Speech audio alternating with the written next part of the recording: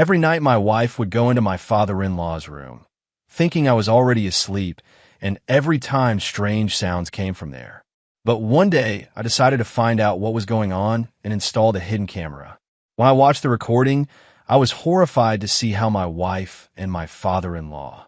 But before I begin, please like and subscribe to the channel. And we'd love to hear which part of the world are you joining us from. Let us know. Now, let's dive into today's story. The house sat on 3 acres of Missouri clay, far enough from Branson's tourist noise that silence became its own presence. William Caldwell had bought the property 8 years ago because Betty loved the idea of space. Room to breathe, she'd said. Room to grow. Now that space felt different. Heavier. William stood in the kitchen, watching steam rise from his coffee.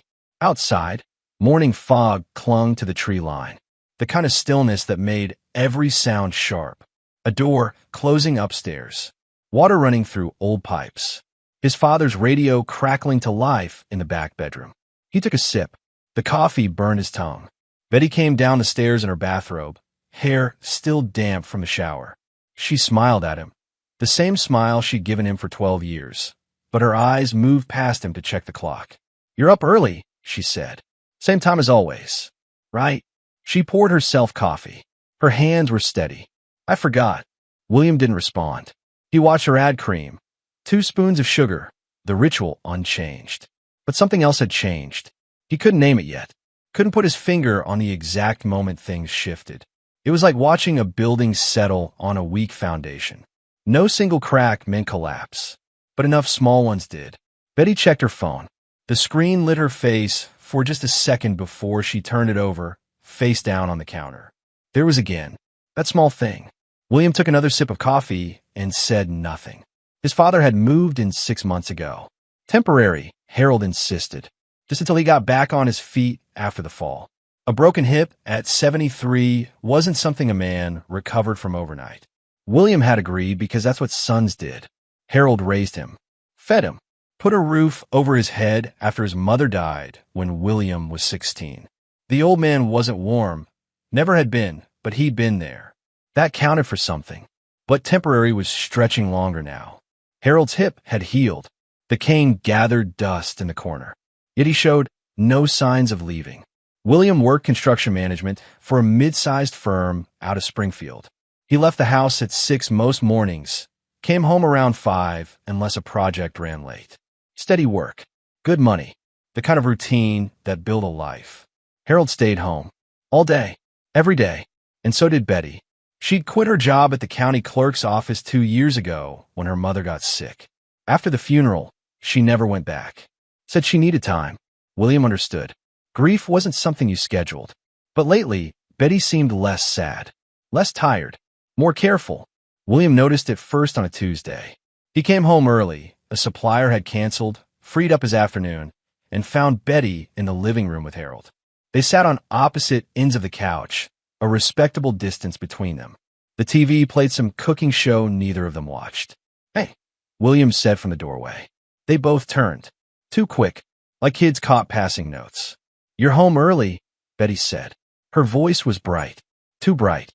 Supplier canceled. William set his keys on the side table. "Thought I'd surprise you." "Well, you did." She stood, smoothing her shirt. "I was just keeping your dad company. He gets bored." Harold said nothing. Just looked at William with those pale eyes that had always been hard to read. "I'll start dinner," Betty said, already moving toward the kitchen. William watched her go. Then he looked at his father. Harold picked up the remote and changed the channel. That night, William lay awake listening to the house. Old houses made noise, settled and creaked. Pipes knocked. Floorboards complained. But some sounds were new. Around midnight, he heard Betty's side of the bed shift. She'd always been a light sleeper, but this was different, deliberate. She slid out from under the covers, feet finding the floor in the dark. William kept his breathing steady, eyes closed. The bedroom door opened, closed. He waited, counted to 60 in his head. Then he heard it, the low murmur of voices from down the hall. From Harold's room. Not loud, not frantic, just there. William opened his eyes and stared at the ceiling. His heart didn't race. His hands didn't shake. He felt something colder than anger. something that sat in his chest like a stone. He got out of bed, walked to the door, put his hand on the knob. Then he stopped. Not yet. He needed to be sure. The next morning, Harold shaved. It was such a small thing, meaningless on its own, but Harold hadn't bothered with a clean shave since moving in. A trimmer once a week, maybe, enough to keep the beard from getting wild. That was it. But now he stood at the bathroom mirror with a razor and cream, taking his time, making himself presentable. For who? William brushed his teeth at the other sink and watched his father in the mirror. Harold caught his eye and nodded. Getting tired of looking like a mountain man, Harold said. Sure. William rinsed his toothbrush and left. Downstairs, Betty had made breakfast. Eggs, toast, bacon. She hummed while she cooked, some song William didn't recognize. When she plated the food, she gave Harold the bigger portion. William ate in silence. Tasted nothing. He'd built his life on facts, on things he could measure and verify.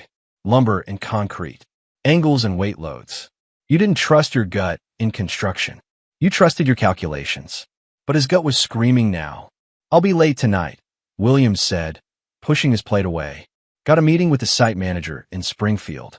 How late? Betty asked. 8. Maybe 9. She nodded. Didn't ask questions. Harold chewed his bacon and said nothing. William didn't have a meeting. Instead, he drove to a small electronic shop in a strip mall off Highway 65. The kind of place that sold burner phones and surveillance equipment without asking too many questions. The clerk was young, tattoos up both arms. He barely looked up when William walked in. Help you. I need a small camera, William said. Battery operated. Motion activated. The clerk nodded like he'd heard it 100 times. Home security? Something like that. We got a few options. He pulled a box from behind counter. This one's popular. Hooks up to your phone. Sends alerts when it detects movement. William looked at the camera. It was smaller than his thumb. How long does the battery last? Week. Maybe 10 days if there's not much activity. I'll take 2. The clerk rang him up without comment. Packed the cameras in a plain bag. William paid cash. That evening, William came home at his usual time. Betty had dinner ready. Pot roast with potatoes and carrots. His favorite. Thought your meeting ran late, she said. Got canceled. William washed his hands at the sink. Client had an emergency. Oh, well, good timing then. They ate at the kitchen table. Harold joined them. He'd started doing that more often. Used to take his meals in his room. Said he didn't want to intrude. But lately, he sat with them. Participated in small talk about weather and news and nothing important. William cut his meat and chewed slowly. Watched the way Betty passed the salt to Harold before he asked for it. The way their hands almost touched. Almost. After dinner, Harold excused himself. Said he was tired. Needed to lie down. Betty cleared the plates. William dried while she washed.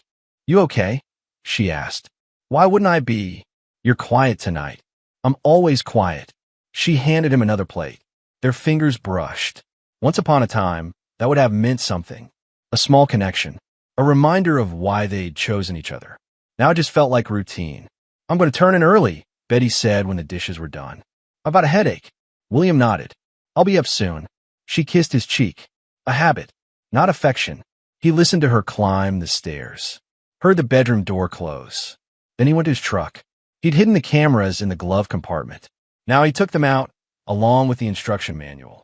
Setup was simple. Peel and stick. Sync to phone. Done. William placed the first camera on a bookshelf in the living room. Angled it toward the couch.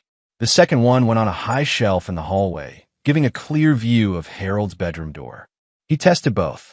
Checked his phone. The feeds came through clean. Then he went upstairs and climbed into bed next to his wife. She didn't stir. 2 days passed. William went to work. Came home. Acted normal. At night, he checked the camera feeds on his phone. Betty and Harold in the living room, sitting closer than they needed to, talking in low voices he couldn't hear through the silent footage. Nothing definitive. Not yet. But the pattern was there. Clear as blueprints. On the 3rd day, William got a motion alert during his lunch break. He opened the app. The timestamp showed 30 minutes ago. The hallway camera had activated. He watched Betty leave the bedroom, walk down the hall, pause at Harold's door. Then she knocked. Soft. 3 taps. The door opened. She went inside. The door closed. William stared at his phone. The feed continued. Empty hallway. Closed door. He set the phone down on his desk. Took a breath. Fax. He needed fax. He picked up the phone again and kept watching. 45 minutes later, Betty emerged. Hair slightly messed. Shirt wrinkled. She walked back to the bedroom without looking at the camera. William closed the app. Went back to work. That night, he didn't say anything. Didn't ask questions. He ate dinner. Watched TV. Acted like everything was fine. Because it wasn't time yet. He needed more than suspicion. He needed proof that couldn't be denied. The proof came on a Saturday. William told Betty he had to check on a job site. A lie. He drove to a coffee shop in town and waited. Watched the camera feeds on his phone. For 2 hours, nothing happened. Then, just before noon, Betty appeared in the living room.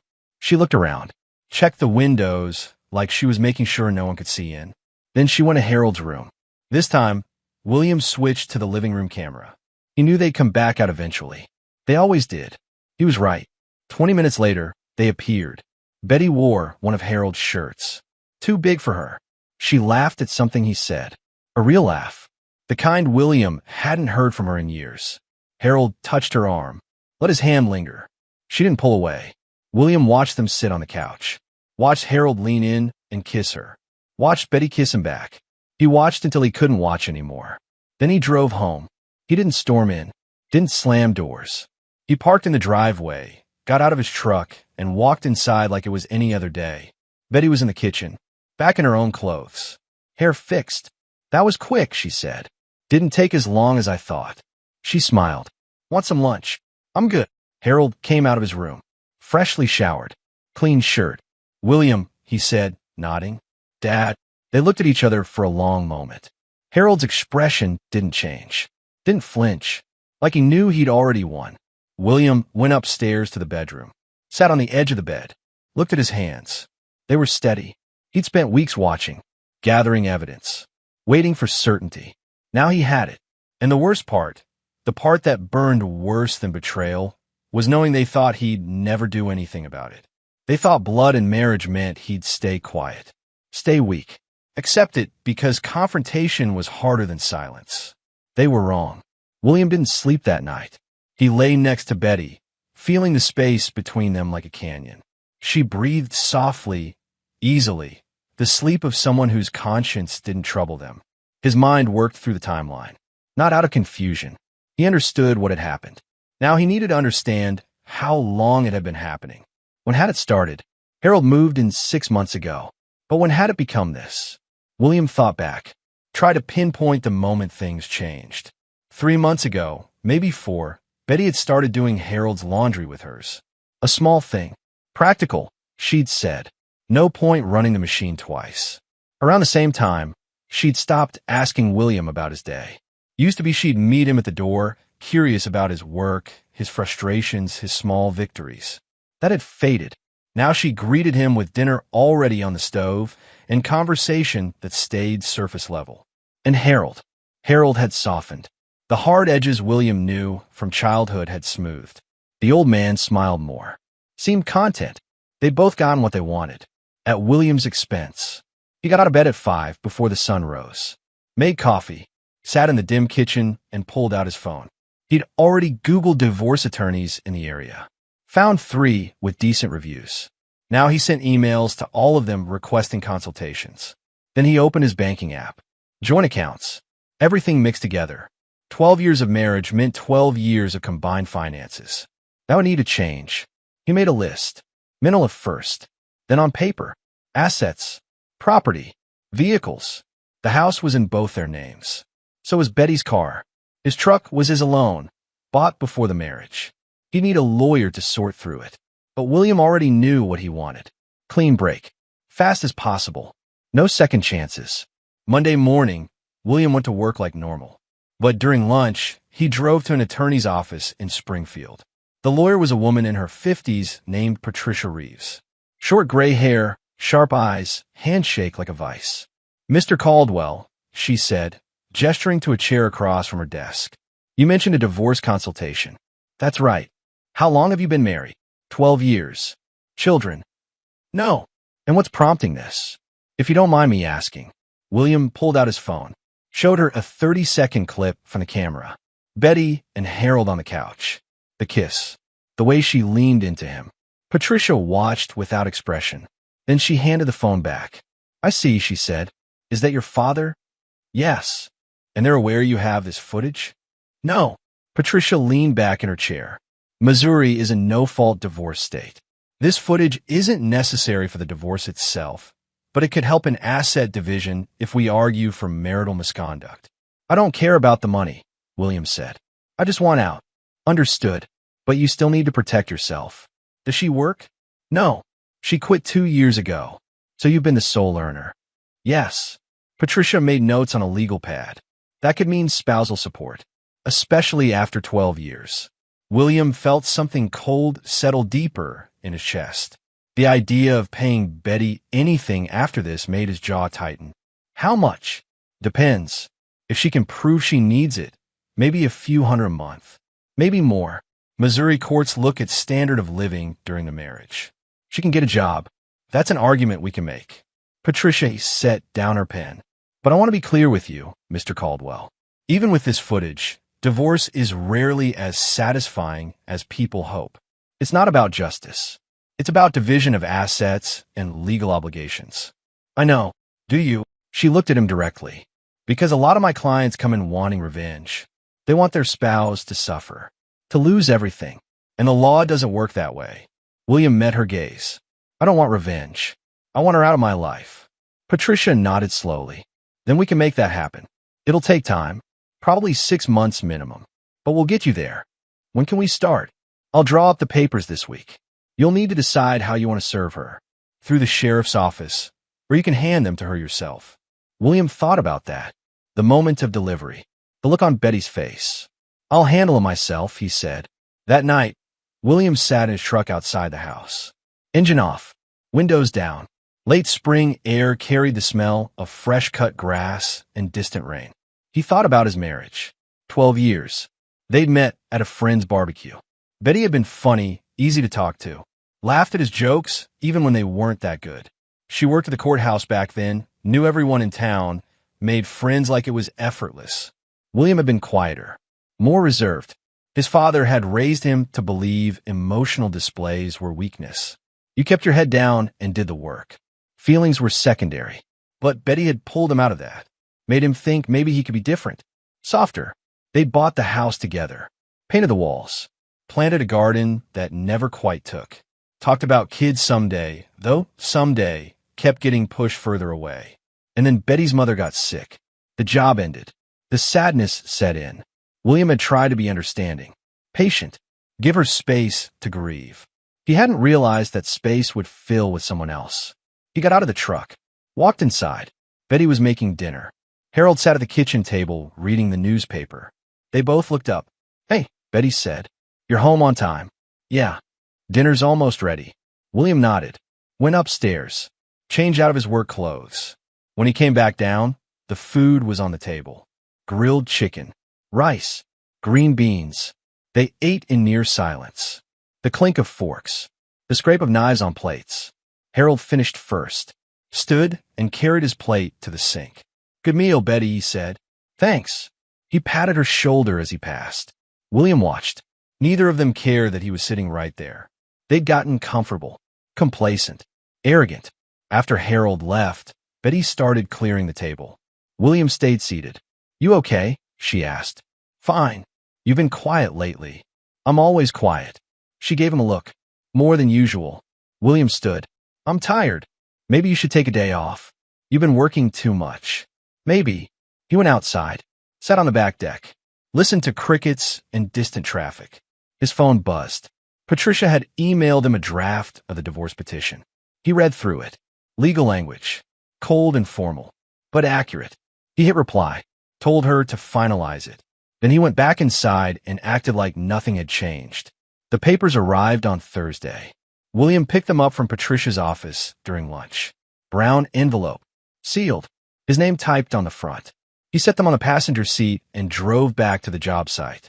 All afternoon, he thought about timing. When to do it. How to do it. Friday night felt wrong. Too much weekend ahead. Too much time for things to spin out. Monday seemed better. Clean start to the week. But Sunday kept nagging at him. Sunday dinner. The three of them at the table. A routine they'd established months ago without William noticing it was part of the problem. Sunday felt right. Saturday, William worked outside. Mowed the lawn. Trimmed hedges. Kept himself busy. Betty came out once. Asked if he needed help. He said no. Harold stayed inside. Watched TV. Took a nap. They thought everything was normal. That evening, William grilled steaks. He hadn't cooked in weeks. Betty seemed pleased. Said it was nice to have a break. They ate on the deck. Drank beer. Harold told a story about his younger days working in a factory. Betty laughed at the punchline. William smiled politely and said nothing. Later, lying in bed, Betty rolled toward him. Kissed his shoulder. This was nice, she said. We should do it more often. Yeah. She settled against him. Fell asleep within minutes. William stared at the ceiling until dawn. Sunday morning came quiet and slow. William got up early. Made a full breakfast. Eggs, bacon, biscuits, gravy. The kind of meal his mother used to make on weekends before she died. Betty came downstairs in her pajamas, hair messy, surprised. What's all this? Thought I'd cook, William said. It smells amazing. Harold appeared a few minutes later. Showered and dressed, even though they weren't going anywhere. They sat at the table. Ate. Talked about nothing important. William committed every detail to memory. The way morning light came through the kitchen window. The smell of coffee. The sound of forks on plates. The last normal moment before everything broke. When they finished, William stood and cleared the dishes. Betty offered to help, but he waved her off. I've got it, he said. You cooked all week. My turn. She smiled. Grateful. William washed the plates slowly. Methodically. Heard Betty and Harold talking in the other room. Something about a TV show. Casual. Comfortable. He dried his hands. Took a breath. Then he went to his truck and got the envelope. He walked back inside. Set the envelope on the kitchen table. Betty and Harold were in the living room. Still talking. Still relaxed. William stood in the doorway. Can you both come in here? Betty looked over. What's up? Just come in here. Please. Something in his voice made her stand. Harold followed. They came into the kitchen. Saw the envelope. What's that? Betty asked. William pulled out his phone. Opened the camera app. Queued up a video from 3 days ago. He set the phone on the table. Hit play. The footage showed Betty and Harold in the living room. Close together. Talking. Then Harold leaned in. Kissed her. Betty kissed him back. Her hand went to his neck. His hand went to her waist. The video played for 30 seconds. Then stopped. The kitchen went silent. Betty's face drained of color. She opened her mouth. Closed it. Opened it again. Harold said nothing. Just stared at the phone. Then at William. William picked up the envelope. Opened it. Pulled out the papers. These are divorce papers, he said. His voice was calm. Steady. I'm filing tomorrow morning. William, Betty started. I'm not here to argue, he said. I'm not here to listen to excuses. I'm here to end this. Betty's eyes filled with tears. Let me explain. There's nothing to explain. William looked at his father. You have 30 days to find another place. After that, I'm changing the locks. Harold's jaw tightened, but he didn't argue, didn't deny it. That told William everything he needed to know. Betty reached for him. Please, we can talk about this. William stepped back. No, we can't. You can't just throw me out. I'm not throwing you out. You're leaving. There's a difference. Tears ran down her face now. This isn't fair. Fair. William's voice didn't rise. Didn't crack. You want to talk about fair? She flinched. He set the divorce papers on the table. My lawyer's information is in there. You'll need to get your own. We can do this easy or we can do it hard. Your choice. William, please. I'm done. He walked past them. Out the front door. Got in his truck. His hand shook now. The first time since this whole thing started. He gripped the steering wheel and breathed. Behind him, he heard the front door open. Betty ran out. Barefoot. Crying. Wait. Please. William started the engine. Drove away. William drove until the house was out of sight. Then he pulled over on a dirt road off Highway 76 and sat there with the engine running. He didn't cry. Didn't scream. Just sat. After a while, his phone rang. Betty. He declined to call. She called again. He turned the phone off. The Branson Hills rolled green and endless around him. Tourist season was ramping up. In town, theaters would be filling up for matinees. Families on vacation, eating overpriced burgers, buying souvenirs they'd forget about in 6 months. Normal people doing normal things. William envied them. He drove to a motel off the strip, paid cash for a room. The clerk didn't ask questions. Inside, the room smelled like bleach and old carpet. A queen bed with a faded comforter. TV bolted to the dresser. Window overlooking the parking lot. He sat on the bed, turned his phone back on. 17 missed calls. 12 from Betty. 5 from Harold. No voicemails. William deleted the notifications. Then he called Patricia. She answered on the second ring. Mr. Caldwell. I served them. Both of them. Her officially, him verbally. How'd it go? About how you'd expect. Patricia was quiet for a moment. Where are you now? Motel. That's probably smart. Give things time to cool down. Do you feel safe? Safe. Sometimes these situations escalate. I need to know if there's any concern about violence or... No, William said. Nothing like that. Good. Are you okay? The question caught him off guard. Nobody had asked him that in weeks. Maybe months. I'm fine, he said. You don't have to be. William looked at the motel room. The water-stained ceiling. The ancient air conditioner rattling in the window. I will be, he said. He stayed at the motel for 3 days. Monday morning, Patricia filed the divorce papers with the county clerk. By noon, Betty had received official notice. She called again. William didn't answer. Tuesday, she showed up at his job site. The foreman came to find him. You got a visitor. William followed him to the parking lot. Betty stood next to her car. Red eyes, rumpled clothes. She looked like she hadn't slept. Can we talk? She said. Through lawyers. Please. Just 5 minutes. William looked at her. This woman he'd shared 12 years with. Built a life with. Trusted. You have 3, he said. She stepped closer. I'm sorry. I know that doesn't fix it, but I never meant for it to happen. But it did. I was lonely. You were always working and your dad was there, and he listened and... Stop. She stopped. I don't care why, William said. I don't care how it started, or what you felt, or what he said. It doesn't matter. It matters to me. Then talk to a therapist. Her face crumpled. You're not even going to try? Try what? Forgiveness? Counseling? William shook his head. You made your choice. I'm making mine. So that's it? 12 years, and you just walk away. You walked away first. I'm just making it official. Betty's hand shook. What about the house? Sell it. Split it. I don't care. And me? What am I supposed to do? Get a job. Find an apartment. Live your life. With what money? William reached into his wallet, pulled out $500 in cash, handed it to her. That should cover a deposit somewhere.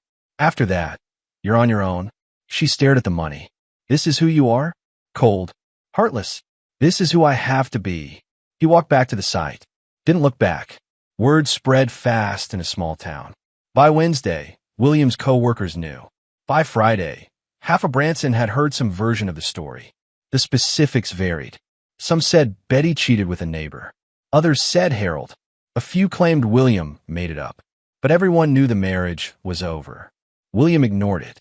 Showed up to work. Did his job. Went back to the motel. At night, he lay in bed and thought about the future. What came next? He needed a new place eventually. The motel was temporary. Maybe an apartment in Springfield. Something small. Easy to maintain. Start over. The thought didn't excite him, but it didn't terrify him either. It just was. 2 weeks after serving the papers, William met Patricia at her office to go over asset division. Betty's attorney sent over their proposal, Patricia said, sliding a document across the desk. William read it. Betty wanted the house, wanted spousal support, wanted half his retirement account. No, he said, we can't counter. What do you want? Sell the house. Split the proceeds. No spousal support. She can work. She's claiming she has health issues. Anxiety. Depression. Can't work right now. William looked up. Convenient. That's what I said. Patricia leaned back. Look, we can fight this, but it's going to cost time and money. You sure you want to dig in? Yes. Okay. Then we dig in. Over the next month, the lawyers went back and forth. Proposals. Counter-proposals. Arguments about who deserved what and why. William stayed firm. He'd give Betty enough to get started. Nothing more. Eventually, Betty's attorney called Patricia with a new offer. Betty would take $20,000 from the house sale. No spousal support. She'd move out by the end of the month. Patricia relayed the offer to William. She's giving up a lot, Patricia said. I think she's scared this goes to trial and the footage comes out. Good. So we accept? William thought about it. $20,000 felt generous, but also felt like closure. Except, he said, the house sold fast. A family from Kansas City looking for a vacation property. They paid asking price, closed in 3 weeks. Betty moved out on a Tuesday. William came by to pick up some things he'd left behind. Tools, clothes, a box of old photos he wasn't sure he wanted but couldn't leave behind. Betty was loading boxes into her car. Harold helped her. Neither of them said anything when William pulled up. He went inside. The house felt hollow. Furniture gone. Walls bare. Just empty rooms and echoes. He gathered his belongings quickly. On his way out, he paused in the kitchen. This was where he'd confronted them, where everything had ended. He didn't feel sad, didn't feel angry, just tired. He walked outside. Betty closed her trunk, turned to face him. Can I say something? She asked. William stopped. I really am sorry. I know you don't believe me, but I am. He looked at her, saw the exhaustion, the regret. Okay, he said. That's it? Just okay. What do you want me to say, Betty? That I forgive you? That we'll stay friends? No. She trailed off. I guess I don't know. Then we're done here. He got in his truck, drove away. In the rearview mirror, he watched her standing in the driveway, small and alone. He didn't feel guilty. Harold moved into a studio apartment on the south side of town. William heard about it through the grapevine. Never spoke to his father again. No calls, no texts, no attempts at reconciliation. Some things couldn't be fixed. Betty got a job at a grocery store. Part-time, minimum wage. She rented a one-bedroom apartment above a pizza shop. William heard she'd started therapy. Good for her, he thought. As for William, he found an apartment in Springfield. Second floor, one bedroom, balcony overlooking a parking lot. It wasn't much, but it was his. He bought new furniture, cheap stuff from a discount store, a couch, a table, a bed, started building a new routine. Work, gym, home, repeat. Some nights were harder than others. Loneliness crept in through the cracks, made him think about calling Betty, about trying to understand why. But he never did, because understanding wouldn't change anything. It wouldn't undo the betrayal, wouldn't restore trust, wouldn't make him feel less hollow. Some wounds didn't heal. They just scarred over. 6 months after the divorce was finalized, William stood in his apartment cooking dinner. Spaghetti, garlic bread, salad. He set the table for one, poured himself a glass of water, sat down and ate in silence. The TV played in the background. Some news program, something about politics. He wasn't really listening. When he finished, he washed the dishes, dried them, put them away. Then he sat on the couch and looked around the apartment. Small, simple, quiet. And for the first time in months, he felt something unexpected. Relief.